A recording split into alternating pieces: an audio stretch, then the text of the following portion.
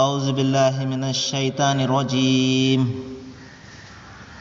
بسم الله الرحمن الرحيم وإذ أخذنا ميثاق بني إسرائيل لا تعبدوا إلا الله وبالوالدين إحسانا وذي القربى واليتامى والمساكين وقولوا للناس حسنا وأقيموا الصلاة وآتوا الزكاة صدق الله العظيم.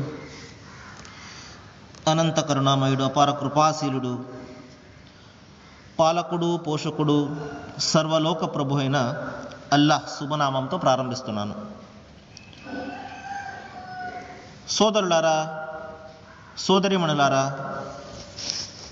అయ్యలారా, అమ్మలారా, అస్సలాము అలైకుం రహమతుల్లాహి వబరకాతుహు. సర్వ సృష్టికర్త అయినటువంటి అల్లాహ్ కరుణ, సమాధానాలు, శాంతి మన అందరి జీవితాలలో కురియుగాక, ఆమీన్. ఇంతవరకు మీ ముందు మానవ మహోపకారి మహాప్రవక్త ముహమ్మద్ సల్లల్లాహు అలైహి వసల్లం వారి మీద ఆ విశ్వప్రభువు అల్లాహ్ అవతరింపజేసినటువంటి మానవుల అందరి మార్గదర్శక గ్రంథం అంతిమ దైవ గ్రంథం దివ్య ఖురాన్ నుండి 2వ అధ్యాయం యొక్క 83వ వాక్యాన్ని అరబీ మూలమును పఠించడం జరిగింది. దీని తెలుగు అనువాదం. దైవం ఈ విధంగా సెలవిస్తున్నాడు: మీరు అల్లాహ్ దైవాన్ని తప్ప మరెవరిని ఆరాధించకండి. తల్లిదండ్రులను, బంధువులను, అనాథులను, నిరుపేదలను ఆదరించండి. సోదరులారా, మనము దేవుని యొక్క భావనను గురించి గత 2 రోజులుగా అనేకమైనటువంటి విషయాలు తెలుసుకున్నాం. నేను నిన్న చెప్పడం జరిగింది, దైవము మనిషిని 2 హక్కులను నిర్వర్తించడానికి ఈ ప్రపంచంలో పంపడం జరిగింది. అది 1 దైవం యొక్క హక్కు, 2 సాటి మానవుల యొక్క హక్కు.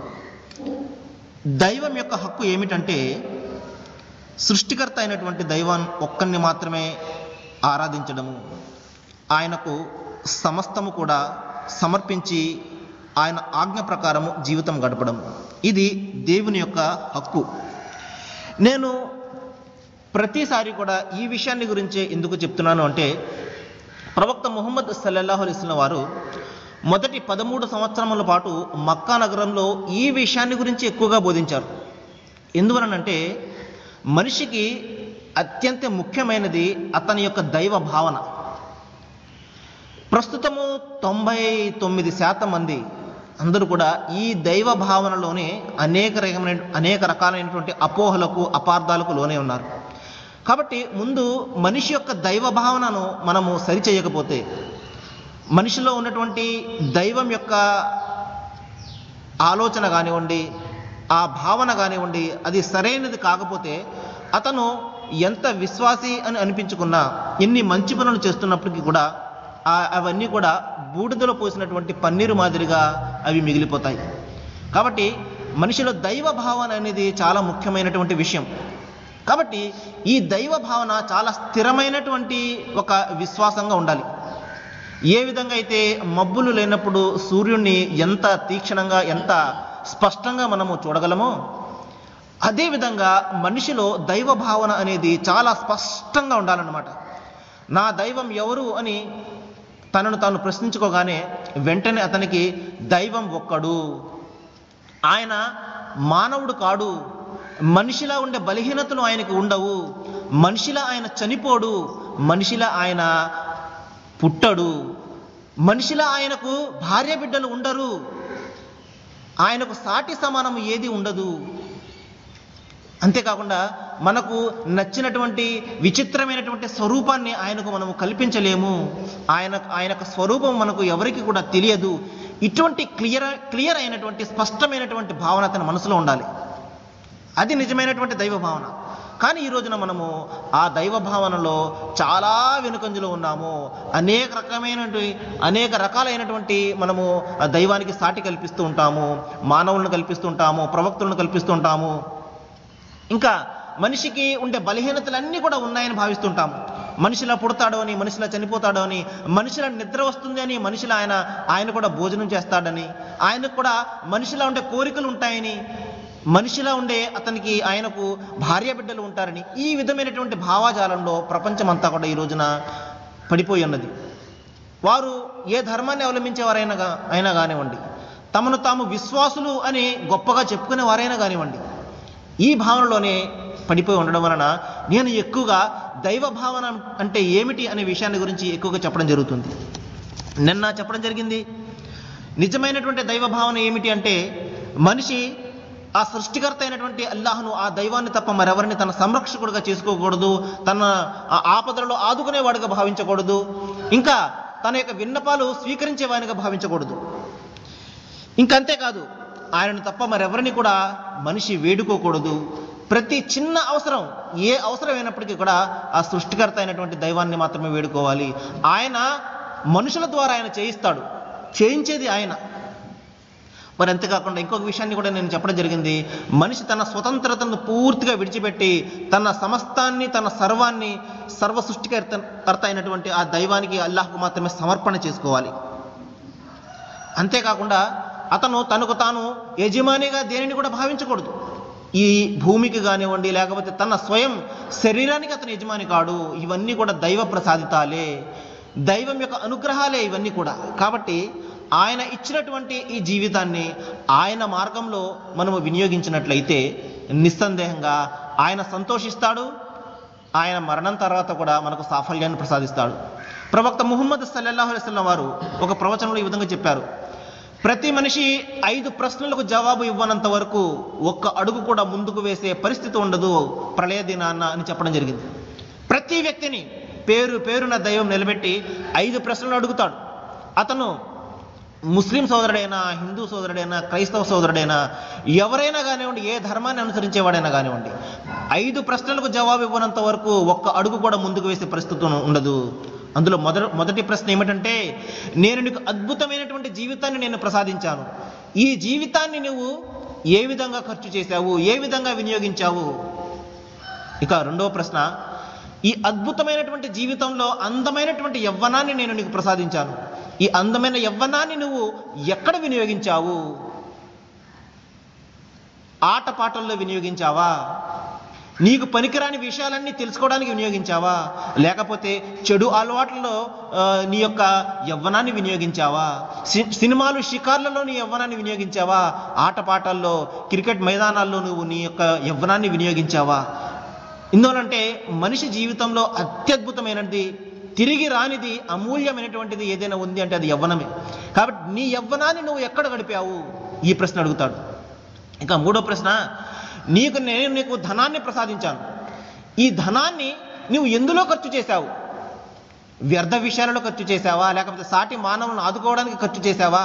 లేకపోతే నీ కుటుంబం బాగోవాలని, నువ్వు మాత్రమే సంతోషంగా ఉండాలని నీ స్వార్థం కోసం ఖర్చు చేసుకున్నావా? ఇది మూడో ప్రశ్న. ఇక నాలుగో ప్రశ్న వచ్చి, నీవు నీ ధనాన్ని ఏ మార్గంలో సంపాదించావు? దైవం ఇచ్చినటువంటి మార్గాల్లో నువ్వు సంపాదించావా? అవినీతిగా, అక్రమంగా సంపాదించావా? ఇక్కడ మనం భావిస్తున్నాం కదా, మనల్ని ఎవరు పట్టుకోవడం లేదు అని చెప్పేసి. పేపర్లో మనం చూస్తుంటాం, అవినీతి తిమింగలము ఈ రోజున వరలో పడింది అని. 100 మంది తప్పులు చేస్తుంటే 10 మందే పట్టుబడుతుంటారు, ఇంకా 90 మంది తప్పించుకు తిరుగుతుంటారు. వారు భావిస్తుంటారు నన్ను ఎవరు పట్టుకోవట్లేదు కదా అని చెప్పేసి. కానీ ఆ రోజున దైవం ప్రశ్నిస్తాడు, నీవు నీ ధనాన్ని ఎక్కడి నుండి సంపాదించావు? ఏ మార్గాల నుండి సంపాదించావు? నీతిగా సంపాదించావా? అవినీతిగా సంపాదించావా? క్రమంగా సంపాదించావా? అక్రమంగా సంపాదించావా? ప్రతి విషయాన్ని కూడా అడిగే రోజు ఒకటి వస్తున్నది సోదరులారా మన మరణం తర్వాత. ఇక చివరిగా ఐదో ప్రశ్న ఏంటంటే, నేను నీకు అత్యద్భుతమైనటువంటి, అందమైనటువంటి జ్ఞానాన్ని నీకు ప్రసాదించాను, ఈ జ్ఞానాన్ని నువ్వు ఎక్కడ ఖర్చు చేశావు? ప్రజలు నిన్ను చాలా గొప్పగా పొగడాలని, పలానా ఆయన చాలా జ్ఞాని అంటే అని అనిపించుకోవాలని నువ్వు నీ జ్ఞానాన్ని ఖర్చు చేసావా? లేకపోతే సాటి మానవులకు సత్యాన్ని చెప్పడం కోసం నువ్వు ఖర్చు చేసావా? నేను నీకు డాక్టర్ చదువు అనే అందమైన జ్ఞానాన్ని నేను ప్రసాదించాను, ఆ జ్ఞానాన్ని నువ్వు పేదలకు వైద్యం చేయడానికి ఉపయోగించావా? లేకపోతే ఇంకా నీకు నువ్వే సంపాదించుకోవడానికి ఉపయోగించావా? మనిషికి ఉండే ప్రతి టాలెంట్ను గురించి, ప్రతి జ్ఞానాన్ని గురించి, ప్రతి వివేచనను, వివేకాన్ని గురించి దైవం ప్రశ్నించే రోజు ఒకటి వస్తుంది. కాబట్టి సోదరులారా, మనిషి తాను స్వయంగా ఇక్కడ ఏది కూడా తనకు యజమాని కాను, అది దైవం ఒక్కడు మాత్రమే యజమాని ముందు గ్రహించాలి. ఆ తర్వాత ఇంకొకటి ప్రధానమైన విషయం ఏంటంటే, తాను దైవానికి జవాబుదారి అన్న ప్రధానమైనటువంటి విషయాన్ని జ్ఞాపకం పెట్టుకోవాలి. మనిషి ఈరోజు ఏం భావిస్తున్నాడండి, నన్ను ఎవరు అడిగేవారు లేరు, నేను ఎవరికి సమాధానం చెప్పుకోవాల్సిన అవసరం లేదు, ఈ విధమైనటువంటి భావాజాలంలో మనిషి ఈ రోజున పడిపోయి ఉన్నాడు. కానీ దైవం చెప్తున్నాడు, నువ్వు నాకు జవాబుదారివి, దైవానికి నువ్వు ప్రతి విషయం గురించి జవాబు చెప్పుకోవాలి. ఇప్పుడే చూసాం కదండి, 5 ప్రశ్నలకు మనం జవాబు ఇవ్వాల్సి ఉంటుంది. కాబట్టి ఇక్కడ ప్రతి విషయానికి కూడా దైవము లెక్క అడుగుతాడు. సుమ్మలతు అలున్న యౌమ ఇజిన్ అనిన్న ఈ నీకు ఇచ్చిన ప్రతి అనుగ్రహాన్ని గురించి దైవం ప్రశ్నిస్తాడు. ఈ కళ్ళను గురించి ప్రశ్నిస్తాడు, ఈ అందమైనటువంటి శరీరాన్ని గురించి ప్రశ్నిస్తాడు. ఈ యొక్క నాలుక ఉంది చూశారు, ఈ నాలుక, దీంతో ఈ అనుగ్రహాన్ని గురించి కూడా ప్రశ్నిస్తాడు. నీవు దైవాన్ని గురించి చెప్పడానికి వినియోగించావా, లేకపోతే వ్యర్థమైనటువంటి అనవసరమైనటువంటి దుర్భాషలు ఆడడానికి ఈ యొక్క నోటిని నువ్వు ఉపయోగించావా? ప్రతి విషయాన్ని గురించి కూడా ప్రశ్నించే ఒక రోజు వస్తుంది సోదరులారా. దీని గురించి మనిషి అనుక్షణం కూడా తన మనసులో ఈ ఆలోచన పెట్టుకోవాలి. ఎప్పుడైతే ఈ ఆలోచన పెట్టుకుంటాడో నిస్సందేహంగా అతని జీవితము ఒక క్రమబద్ధంగా, ఒక నైతికబద్ధంగా ఉంటుంది. ఎప్పుడైతే ఇక్కడ నన్ను అడిగేవాడు లేరు, ఇదే జీవితము, ఇక్కడే మరణము అని ఇటువంటి భావాలతో ఎవరైతే జీవితం గడుపుతుంటాడో వాడు అనైతికమైనటువంటి జీవితంలో పడిపోయి తాను స్వయంగా బాధపడతాడు, తన సమాజాన్ని కూడా బాధపెడతాడు. కాబట్టి ఇంకొక విషయం ఏంటంటే, ఎవరైతే దైవం ఒక్కడు, నేను విశ్వాసిని, నేను దైవాన్ని విశ్వసిస్తున్నాను అని ఎవరైతే భావిస్తారో, ఎందువనంటే సోదరులారా, దైవాన్ని తిరస్కరించేవాడు ఎవడు కూడా ఈ ప్రపంచంలో ఉండడు. నేను నిన్నే చెప్పాను, ప్రతి వ్యక్తి కూడా దైవాన్ని అంగీకరించేవాడే. అవునండి, దేవుడు ఉన్నాడండి పైన అని, దేవుడు అతను ఆరాధించే ఎంతమంది అయినా ఆరాధించవచ్చు ఇంట్లో, కానీ దేవుడు అనే ఏకవచనంతోనే అతను సంబోధిస్తాడు, భగవంతుడు అనే ఏకవచనంతోనే సంబోధిస్తాడు. మరణం అయిందనుకోండి, దేవుడు ఆయన ఆత్మకు శాంతి కలుగుగాక ఆయన భావిస్తాడు తప్పించి దేవుళ్ళు ఆయన ఆత్మకు శాంతి చేయండి అని భావించడు. అలాగే ఏదైనా ఆపద వస్తే దేవుడా నన్ను రక్షించు అని వేడుకుంటాడు తప్పించి దేవుళ్ళారా నన్ను రక్షించండి అని వేడుకోడు. ఎందుకంటే దైవం ఒక్కడే అన్న భావన అతని మనసులో అంతరాళలో దాగిపోయి ఉంటుందన్నమాట. కానీ మనిషి దానిని బయటకు తీసుకురాడు. ఎందువలనంటే అతనికి దైవం యొక్క భావన తెలియదు. అందువలన సోదరులారా, ఇంత స్పష్టంగా మనసుకు బాధ కలుగుతున్నప్పటికీ కూడా మీకు నేను సత్యాన్ని తేటతెల్లం చేస్తున్నాను. కాబట్టి మీరు ఆలోచన చేయాలి. మనిషి తన ఇష్టానికి ప్రమాణము దైవం యొక్క ఇష్టాలుగా చూసుకోవాలి. అంటే ఇక్కడ నాకు నచ్చినది నేను చేస్తాను, నా మనసు ఏం చెప్తే అది చేస్తాను అనేది పక్కన పెట్టి దైవం ఏం చెప్తున్నాడు అనేది అతను ఆలోచించి చేయాలి. ఇదనమాట నిజమైనటువంటి సమర్పణ అంటే, నిజమైనటువంటి విశ్వాసం అంటే. నా ఇష్టం వచ్చినట్టు ఇక్కడ నేను జీవితం గడిపేసి నాకు దైవం అంటే భయం ఉందండి అంటే అది నిజమైనటువంటి ప్రేమ కాదు, అది మనలను మనము మోసం చేసుకుంటున్నట్టు అన్నమాట. నిజమైన విశ్వాసం అంటే ఏమిటండి? మన ఇష్టాలను పక్కన పెట్టి దైవం యొక్క ఇష్టాల ప్రాతిపదికన మన జీవితం ఉండాలన్నమాట. ఉదాహరణకు చూడండి, నేను రోడ్డు మీదకి వెళ్తున్నప్పుడు ఒక అందమైన స్త్రీ వెళ్తుంటుంది. నా మనసు కోరుతూ ఉంటుంది ఆమెను నేను ఉరిమి చూడాలి అని చెప్పేసి. కానీ దైవం ఏ ఆజ్ఞాపిస్తున్నాడు? నీ యొక్క చూపులను నువ్వు నిగ్రహించుకోవాలి, చూపులను క్రిందకు దించుకోవాలి, యథేచ్ఛగా నీ చూపులను నువ్వు సంచరించనీయకూడదు. ప్రవక్త ముహమ్మద్ వారు చెప్పారు, నీవు ఒక్కసారి చూసిన చూపుకే నీకు అనుమతి ఉన్నది, మరొకసారి చూసావంటే అది శైతాన్ యొక్క చూపు అని చెప్పడం జరిగింది. కాబట్టి అప్రయత్నంగా ఏదైనా ఒక స్త్రీ మీద చూపు పడితే దానికి అనుమతి ఉన్నది తప్పించి మళ్ళా కావాలి అని మరణ చూసినట్లయితే అది నీ చూపు కాదు, శైతాను చూపు అని ప్రవక్త వారు చెప్పడం జరిగింది. అల్లాహ్ తఆలా ఖురాన్లో స్వయంగా చెప్తున్నాడు, నీ యొక్క చూపులను నిగ్రహించుకో, నీ చూపులను క్రిందకు దించుకొని చెప్పడం జరుగుతుంది. కానీ మనస్సు ఏం కోరుతుంది? ఆమెను చూడాలని కోరుతుంది. కాబట్టి నా మనస్సు కోరికను పక్కన పెట్టి దైవం యొక్క కోరిక అయినటువంటి ఆ స్త్రీని నేను చూడకుండా కళ్ళను క్రిందకు దించుకోవడము, తలను క్రిందకు దించుకోవడం అనే ఉంది చూశారు. ఇదనమాట నిజమైనటువంటి విశ్వాసం అంటే, నిజమైనటువంటి విధేయత అంటే. కాబట్టి మన జీవితంలో అడుగడుగు కూడా మన ఇష్టాలను పక్కన పెట్టి దైవం యొక్క ఇష్టాల ప్రాతిపదికన మన జీవితం గడపడమే నిజమైనటువంటి సమర్పణ, నిజమైనటువంటి విశ్వాసం. కాబట్టి ఇటువంటి విశ్వాసాన్ని దైవం కోరుతున్నాడు.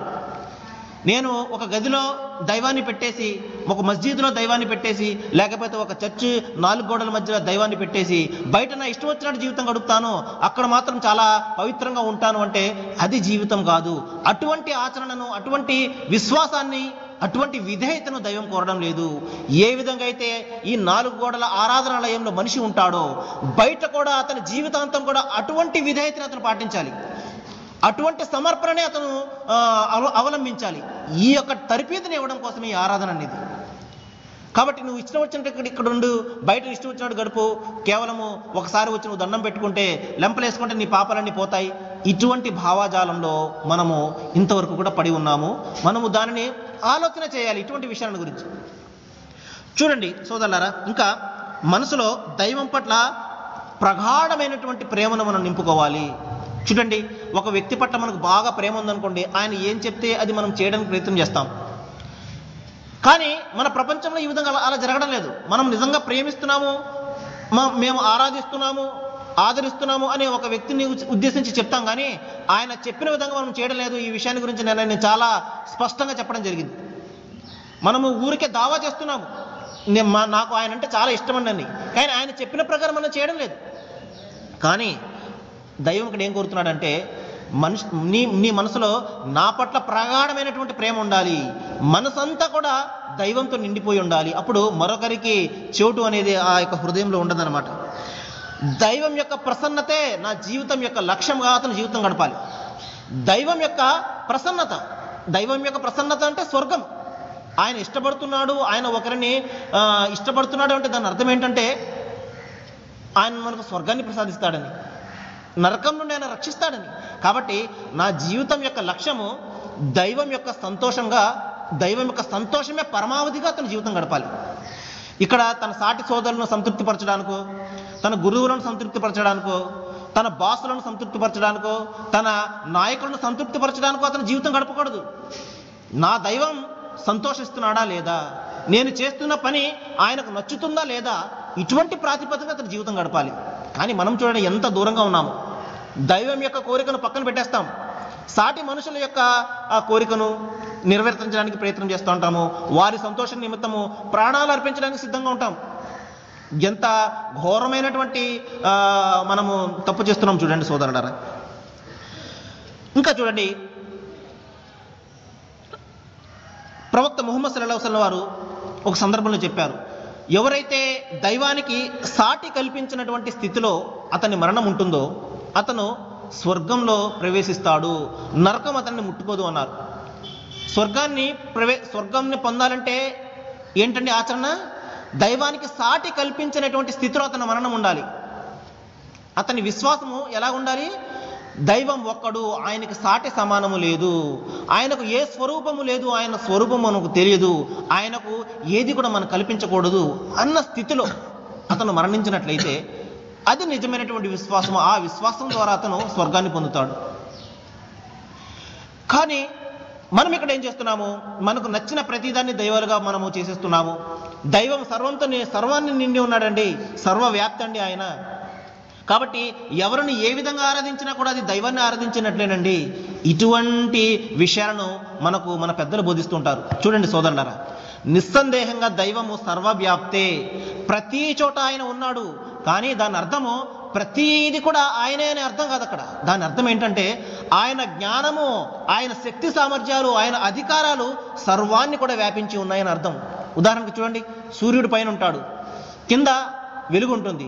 సూర్యుడు ఎక్కడున్నాడు అంటే పైన చూపిస్తాం, మనం కింద చూపించాము, కింద ఆయన వెలుగు ఉంటుంది.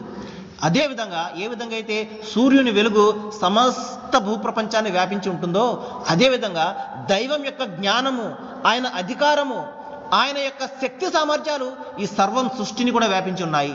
ఇక్కడ ఉన్నది ఆయన శక్తి, ఆయన సామర్థ్యము, సమస్తం కూడా ఆయన మనం పరికిస్తున్నాడు, చూస్తున్నాడు. అంత మాత్రం చేత మనము ప్రతిదాన్ని కూడా మనం దైవాన్గా భావించి ఆరాధించి దైవాన్ని మనం అవమానపరచకూడదు సుమా. ఇది చాలా ముఖ్యంగా మనం జ్ఞాపకం పెట్టుకోవాలి. దైవం అనేవాడు సర్వాన్ని కూడా ఆయన ఏ విధంగా అయితే ఒక చిన్న పిల్లవాని చేతిలో బంతి ఉంటుందో బంతి మాదిరిగా, అదేవిధంగా దైవము మన యొక్క విశ్వాన్ని ఆయన చేతిలో బంతి మాదిరిగా కలిగి ఉండి సర్వాన్ని కూడా చూస్తున్నాడు. కాబట్టి మనకు నచ్చినటువంటి రూపాలను ఆయనకు కల్పించి వేసి దైవాన్ని అవమానపరచకూడదు. ఎందువలనంటే ఆయన స్వరూపము మనకు తెలియదు కాబట్టి. కాబట్టి ప్రవక్త సల్లల్లాహు అలైహి వసల్లం మరొక సందర్భంలో చెప్పారు, ఎవరైతే దైవాన్ని ప్రేమిస్తాడో, అల్లాహ్ ఒక్కనే ఏ వ్యక్తి అయితే ఆరాధిస్తాడో, మళ్ళా చెప్తున్నాను సోదరులారా, అల్లాహ్ అనే పదము అరబీ పదము, దీనికి దేవుడు, దైవము, భగవంతుడు, సృష్టికర్త అని దీని అర్థాలు. కాబట్టి అల్లాహ్ అనగానే మళ్ళా మీకు మరొక ఆలోచన రాకూడదు, ఈయన ముస్లింల దేవుడు అండి అని చెప్పేసి. కాబట్టి అల్లాహ్ అనగానే దైవం అని భావించండి. కాబట్టి దైవం పట్ల ఎవరైతే ఎక్కువగా ప్రేమను కలిగి ఉంటారో, ఎవరైతే ప్రవక్త ముహమ్మద్ సల్లల్లాహు అలైహి వసల్లంను అభిమానిస్తారో, ఆయనను అనుసరిస్తారో, ఎందువలనంటే ఆయన దైవాన్ని గురించి బోధించారు. ఆ సృష్టికర్త అయినటువంటి దైవం ఒక్కడిని మాత్రమే ఆరాధించాలి అని బోధించారు. ప్రవక్త వారి వద్దకు ఒకళ్ళు వచ్చి, ఓ ప్రవక్త, మీరు మాకు చాలా మంచిని బోధిస్తున్నారు, మీరంటే మాకు చాలా ప్రేమ, మీకు మేము సాష్టంగా పడతాము అనగానే ప్రవక్త వారు ఉగ్రుడైపోయారు. కోపంతో ఆయన చెంపలు ఎర్రబడి, జాగ్రత్త సుమా, మీకంటే ముందు గతించిన ప్రవక్తలను ఈ విధంగా దైవాలుగా భావించి ప్రజలందరూ కూడా మార్గాన్ని తప్పిపోయారు. నేను మిమ్మల్ని వారిస్తున్నాను, మీరు ముహమ్మదును సల్లల్లాహు అలైహి వసల్లం ప్రజల ముందు దేవుని దాసునుగా, ఆయన ప్రవక్తగా మాత్రమే మీరు సాక్ష్యం ఇవ్వండి సుమా. నన్ను దైవము ఏ స్థానంలో అయితే పెట్టాడో ఆ స్థానంలో నన్ను ఉంచండి, అంతకు మించి మీరు నన్ను పైకి ఎత్తకండి అన్నారు. లేకపోతే ఈ రోజున ప్రతి ముస్లిం ఇంట్లో ప్రవక్త వారి యొక్క ఫోటో ఉండేది. ప్రవక్త వారు వారించారు, జాగ్రత్త సుమ, వ్యక్తి పూజ మీరు చేయకండి, వ్యక్తి ఆరాధన మీరు చేయకండి, వ్యక్తులను పుట్టించినటువంటి దైవాన్ని మీరు పూజించండి అని చెప్పేసి చెప్పడం జరిగింది. ఈ రోజున మనం ఏం చేస్తున్నాం, ఎవరైతే దైవాన్ని ఆరాధించమని బోధించారో వారందరినీ కూడా దైవాలుగా మనం భావించేశాము, దైవాలుగా చేసేసాము. అందులో ప్రవక్త యేసు వారు ఉన్నారు, సాయిబాబా గారు ఉన్నారు, ఇంకా చాలా మంది. ఎవరైతే దైవం ఒక్కడే, ఆయన ఆరాధించండి అని ఎవరైతే చెప్పారో ఆ ఒక్కడైనటువంటి దైవాన్ని విడిచిపెట్టేసి ఈ విధంగా బోధించినటువంటి వారిని మనం దైవాలుగా భావించేసి వారిని దైవాలుగా చేసేసాము. కాబట్టి సోదరులారా, నేను దైవాన్ని ప్రార్థిస్తున్నాను. మరికొన్ని విషయాలు నేను రేపు చెప్పడానికి ప్రయత్నం చేస్తాను. మరి ఏ విషయాలైతే నేను మీ ముందు ప్రస్తావిస్తున్నానో వీటి మీద ఇంకా మనము ఆలోచన చేయాలని, జ్ఞానాన్ని మనము పెంచుకోవాలని, మన మనస్సులను తట్టి లేపి ఇటువంటి విషయాలను మనం ఆలోచించినట్లయితే దైవభావన నిస్సందేహంగా తేటతెల్లమైపోతుంది. మనకు చాలా స్పష్టమైనటువంటి దైవ నిదర్శనాలు మనకు కనబడతాయి. మనము ఎంతవరకు అయితే వినేసి ఊరుకుంటామో మనల్ని మార్చేవారు ఎవరు కూడా ఉండరు. కాబట్టి నేను దైవాన్ని ప్రార్థిస్తున్నాను, మన మనసులు మారాలని, దైవం మన మనసుల్లో విశ్వాసాన్ని నింపాలని, మనమందరం కూడా ఏకదైవారాధన చేయాలని, ఒకే సృష్టికర్తను మనం అందరం కలిసి ఆరాధించాలని నేను మనస్ఫూర్తిగా ఆ జ్ఞానాన్ని, సత్యాన్ని దైవం మనకు తేటతెల్లం చేయాలని నేను దైవాన్ని ప్రార్థిస్తూ ముగిస్తున్నాను. వాఖిరు దావానా అనిల్ హమ్దులిల్లాహి రబ్బిల్ ఆలమీన్.